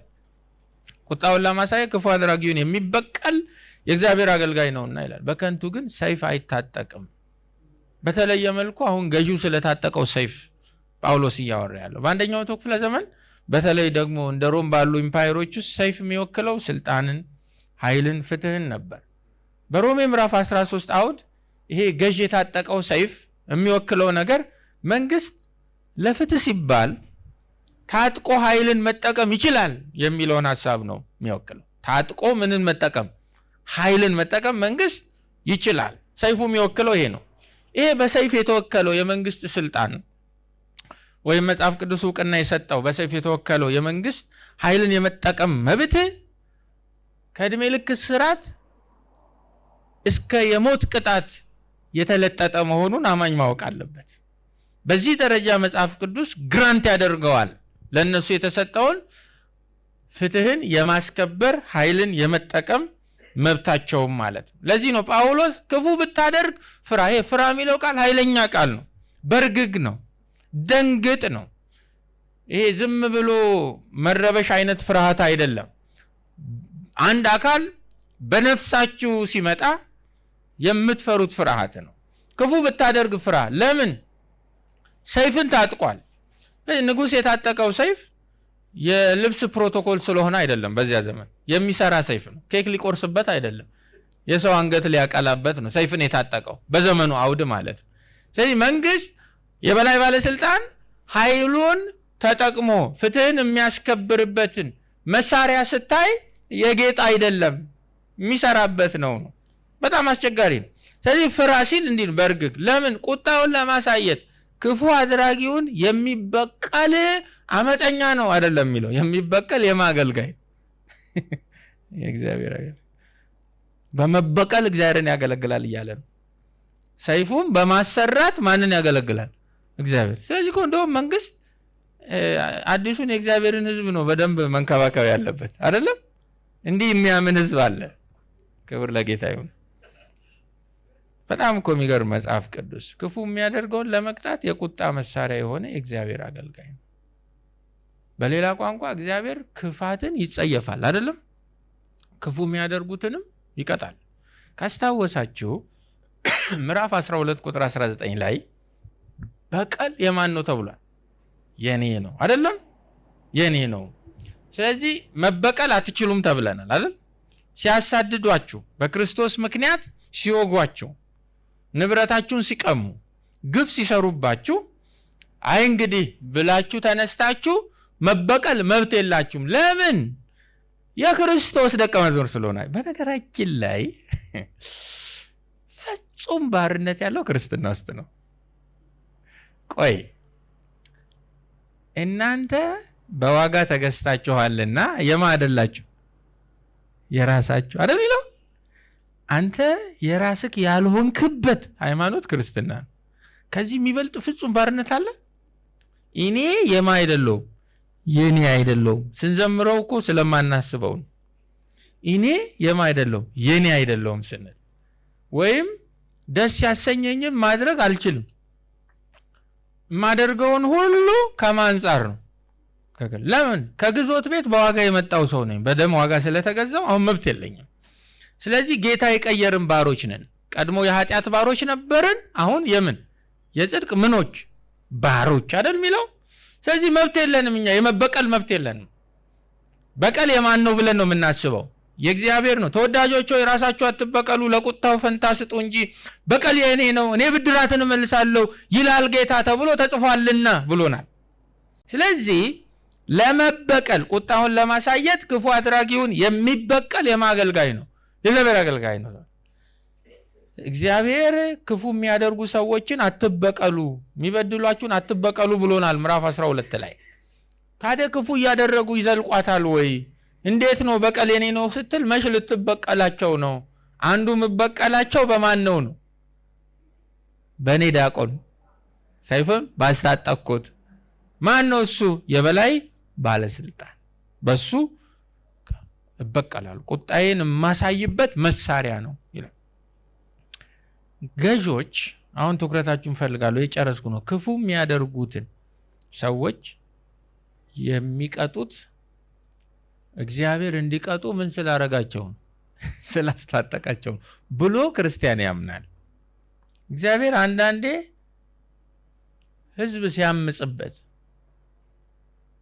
ባለጠጋው ድሃውን ሲረግጥ፣ ሰዎች ክፋትን እንደ ውሃ ሲጠጡ፣ ከእግዚአብሔር ፊታቸውን ሲሰውሩ፣ ለእግዚአብሔር የተገለበጠ ቀስት ሲሆኑበት፣ ብዙ ሰይፍ የታጠቀን መሪ አምጥቶ ላያቸው ላይ ሾመዋል። በመጽሐፍ ቅዱስ ታሪክ ውስጥ ማስረጃ ኤርምያስ 1:13 ዳግመኛም የእግዚአብሔር ቃል ምን ታያለህ ሲል ወደ እኔ መጣ፣ እኔም አንድ የሚፈላ ማሰሮ አያለው፣ አፉም ከሰሜን ወደዚህ ያዘነበለ ነው አሉ። ኤርምያስ እኮ ከባድ ነገር ነው የሚያየው፣ ብቻውን ነቢይ። በጣም ደግሞ ኤርምያስ ያየው ነገር ከባድ ነው። የሚፈላ ማሰሮ ከሰሜን አያለው፣ አፉ ደግሞ ያዘነበ። የሚፈላ ነገር ያስፈራል አይደል? እየተንተከተከ ያለ ነገር አፉ ወደ እናንተ ቢዞር እዛ ቁጭ ብላችሁ ትዝናናላችሁ እንዴ? ዞር ነው የምትሉት።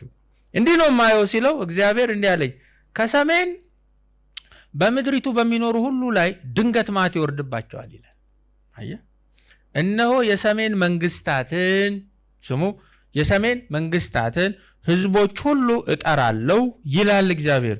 ንጉሶቻቸውም ይመጣሉ፣ ዙፋናቸውን በኢየሩሳሌም መግቢያ በሮች በቅጥሮቿ ዙሪያ ሁሉ በይሁዳም ከተሞች ሁሉ ይዘረጋሉ። ስሙ፣ እኔን በመተው ክፋት ስለሰሩ ለሌሎች አማልክት ዕጣን ስላጠኑ እጆቻቸው የሰሯቸውን ስላመለኩ በሕዝቤ ላይ ፍርድን አውጃለሁ። ኤርምያስ በተነሳበት ዘመን ብዙ ነቢያቶች ነበሩ። ይመጡና ለእስራኤል የሚሉት እስራኤል ታሸንፋለች፣ እስራኤል ድል ትነሳለች ይላል። ኤርምያስ ደግሞ እስራኤል ጠንቋዮችሽ ይላል። ኤርምያስ ደጋሚዎችሽ። ኤርምያስ እኮ እንደዛ ነው። እንዲህ ብለው አንስተውሻል። እኔ የማየው ባቢሎን ሰይፍ ታጥቆ መጥቶ እሳቱን ሲያቃጥል ሲቀጠቅጣችሁ ነው። ለምን? ምክንያቱም በኢየሩሳሌም ኮረብቶች ላይ እስራኤላውያን የአሕዛብን አማልክት አምጥተው ተክለዋል። ሕዝቤ ሁለት ክፉ ነገር አረገብኝ ብለዋል በኤርምያስ። ውሃ መያዝ የማይችል ጉድጓድ ቆፍሯል፣ እኔን የሕያውን ምንጭ ረስቶኛል። እንግዲህ ለባኦል የሰው እጅ ለሰራው ጣዖት ዝናብ ይሰጠናል፣ እህል ይሰጠናል ብለው እቤታቸው ውስጥ የወለዱትን የመጀመሪያ ልጃቸውን ያርዱለታል። ለእስራኤል ቅዱስ ለእግዚአብሔር ግን እግሩ የተሰበረ ጠቦት ያመጡለታል። በጣዖቶቻቸው አስቀኑኝ፣ በጣም ቀናው። ለጣዖት የሚሰዋውና ለእኔ የሚሰዋውን ሳይ በጣም ቀናው እና እነኚህ ጣዖታት በኮረብቶች በመንገድ ማዕዘናት ላይ አምጥተው የተከሏቸው የአሕዛብን ጣዖታት ማቃጠል ፈልጌያለሁ። ሂድና ንገራቸው፣ ሰይፍ አታንሱ በላቸው፣ በሕይወት ተማረኩ በላቸው፣ ዝም ብለው ወደ ባቢሎን ይሄዱ፣ እዚያ ደግሞ በድልነሽነት አመጣቸዋለሁ። ለምንድን ነው የምታደርገው? ባቢሎን ከተማውን እንዲያቃጥል ፈልጌያለሁ። ከተማው ሲቃጠል ጣዖታቱም አብረው ምን ይሆናሉ? ይቃጠላል። እግዚአብሔር እንደ ባቢሎን አይነቱን ይጠቀማል? አዎ። እግዚአብሔር ክፉዎችን ይሾማል እንዴ? አዎ ይሾማል። ለምን? አገልጋዮቹ ናቸው። ብዙ የአፍሪካ ሀገራት ውስጥ ከሪጅም ከሆኑ በኋላ ከ30 ከ40 ዓመታት በኋላ እንደ አምባገነን እንደ ቶታሊቴሪያን የተቆጠሩ አመራሮች፣ ስርዓቶች፣ ኃይሎች ስልጣን የያዙ ሰሞን ሰፊ የሆነ ህዝባዊ ቅቡልነት ነበራቸው። እነ ኮሎኔል ጋዳፊ ለክፉም ለደጉ ወደ ስልጣን ሲመጡ ሰፊ የሆነ ህዝቡ እልልልል እያለ ነው የተቀበሉ። ትንሽ ሲቆዩ ግን ምንድነው የሆኑት? እሳት ሆኑ። አይደለም? አው ይጠቀማል እግዚአብሔር፣ አመፀኞችን ይጠቀማል። በክብሩ ማይቀልድ አምላክ ስለሆነ ቤተ ክርስቲያን ስሙ ይሄን በመንግስት መሪዎች፣ በበላይ ባለስልጣኖች፣ በፖለቲካ አይዲዮሎጂዎች ከመሳቷና ከመታለሏ በፊት ከበስተጀርባቸው ያለውን የእግዚአብሔርን ሐሳብ ዲዘርን የማድረግ መጽሐፍ ቅዱሳዊ ኃላፊነት አለባት። ግልጽ ነው ማወራው ነገር፣ ዲዘርን ማድረግ አለባት። ለዚህ እኮ ነው ኢሳይያስ ላይ ምን ይላል? የመዓቴ በትር ለሆነ አይደል የሚለው፣ የቁጣዬ ዱላ ለያዘ ለአሦር ወዮለት ይላል። እና ዝንጉ በሆነ ህዝብ ላይ ልከዋለሁ ይላል። እኔ ላይ በሚያምጽብኝ ህዝብ ላይ የአሦርን ንጉሥ ልከዋለሁ። እየሄደ እንደ ጭቃ የተረገጡ ያደርጋቸዋል እኮ ነው የሚለው። እሱ ግን ከረገጣቸው በኋላ መጥቶ እጄ እንዲያደረገች ይላል። በልቡ እንዲያስብም እኔ እየተጠቀምኩበት እንደሆነ እሱ ግን አያስብም። እየሄደ ይረግጣል፣ ይቀማቸዋል፣ ይማርካቸዋል፣ ይጨፈልቃቸዋል። ከዛ ክንደ ይሄን አደረገ። በዚህ ትዕቢቱ ተነፍቶ ነው እንግዲህ የአሦር ንጉሥ ሰናክሬም ወደ ሕዝቅያስ መጣና የምትተማመንበት እግዚአብሔር ከእጅህ አያድንህም፣ የአሕዛብን ነገስታት አማልክቶቻቸውን እኮ አቃጥያለሁ፣ ስለዚህ በሕይወት ተማረኩ ብሎ ሲላቸው ሕዝቅያስ ልብሱን ቀደደ ነው አይደል የሚለው። እዛ ሂዱና ለአሞጽ ልጅ ለኢሳይያስ ነገሩት፣ እንዲህ ብሏል፣ በመጣበት መንገድ መልሰዋለሁ አለ እግዚአብሔር ደግሞ። እና የገዛ ልጆቹ ናቸው ሆዱን ቀደው ገደሉት የሚለው ታሪክ። እና ልል የፈለኩት ምንድን ነው? እግዚአብሔር ከእያንዳንዱ ስርዓት በስተጀርባ አጀንዳው ምንድን ነው? እግዚአብሔር ከእያንዳንዱ ስልጣን በስተጀርባ ፕሮግራሙ ምንድን ነው? እግዚአብሔር ከእያንዳንዱ ሹመት በስተጀርባ ውጥኑ ምንድን ነው ብሎ ዲዘርን የማድረግ መጽሐፍ ቅዱሳዊ ኃላፊነት አለብን ክርስቲያኖች። የማንም ተቃዋሚ የማንም ደጋፊ ከመሆናችን በፊት ስልጣን ሁሉ ከእግዚአብሔር ካልሆነ በስተቀር ስለማይገኝ፣ ሹመት ሁሉ ከእግዚአብሔር ካልሆነ በስተቀር ስለማይገኝ፣ የእግዚአብሔር ዲያቆናት ስለሆኑ በቦይ የሚፈስ ውሃ እንደሚነዳ የንጉሥ ልብ በእግዚአብሔር እጅ ስላለ ቀድመን መጠየቅ ያለብን ማንን ነው? እግዚአብሔር። መጣልኝ ያለው መጣብኝ እንዳይሆን እግዚአብሔርን ቀድመን መጠየቅ አለብን። ቁጣውን ለማሳየት ክፉ አድራጊውን የሚበቀል የማገልጋይ ነው፣ የእግዚአብሔር አገልጋይ ነው። ስለዚህ እግዚአብሔር በክፉዎችም ይገለገላል እያለ ነው፣ በአመፀኞችም ይገለገላል። ቅኝታችን አተያየታችን እንደ ፍጥረታዊ ሰው ከሆነ ዝም ብሎ ይሆናል ነው። መንፈሳዊያን ግን ልክ እንደ ይሳኮር ልጆች ዘመኑን በማን ይመረምሩ? በእግዚአብሔር ቃል የሚመረምሩ። እስራኤል ከዘመኑ አንጻር ልታደርግ የተገባትን ነገር ከምን የሚጠይቁ? ከቃሉ የሚጠይቁ። እንደሱ አይነት ዜጋ እግዚአብሔር ያርገን። ቁጥር 5 እና የመጨረሻው ስለዚህ ይላል እንግዲህ ከ1 እስከ 4 ያነሳቸው ምክንያቶች እየዘጋ ነው። ቁጥር 5 ስለዚህ ስለ ቁጣው ብቻ አይደለም መገዛት ያለብን፣ ነገር ግን ስለ ሕሊና ደግሞ መገዛት ግድ ነው ይላል። ኔሰሰሪ ነው ይላል። እንዲህ ብለን እኛ እናስባለን። አሜን። ሁሉም ማስረጃዎች፣ ሁሉም ምክንያቶች በራሳቸውና በጋራ ሙሉ ናቸው። ይሄ ብቻ ግን አይደለም። ስለምን ብለን እንገዛለን? ስለ ሕሊና ብለን እንገዛለን። ስለዚህ ስለ ቁጣው ብቻ አይደለም፣ ስለ ምንፈራ ብቻ አይደለም፣ ስለ ታጠቀው ሰይፍ ብቻ ብለን። ይሄ እኮ በጣም የሚገርም ማቹሪቲ ነው። በነገራችን ላይ የክርስቲያን ተገዥነት አውቶ ፊር አይደለም፣ ፍርሃት ያበቀለው መገዛት ሳይሆን ሕሊና ያሳመነው የእግዚአብሔር ቃል ያስረዳው መገዛት ነው እያለን ያለው። ሮሜ 2:14 እዚህ ይላቸዋል።